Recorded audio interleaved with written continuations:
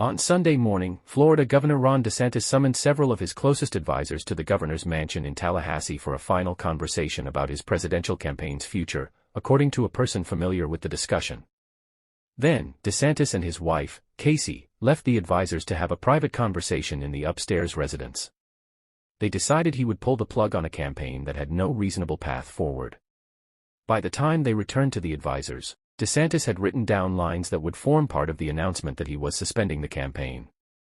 The discussions at the governor's mansion were the culmination of nearly a week of conversations between DeSantis and his advisors that began last Monday night, shortly after he placed a distant second to former President Donald Trump in the Iowa caucuses.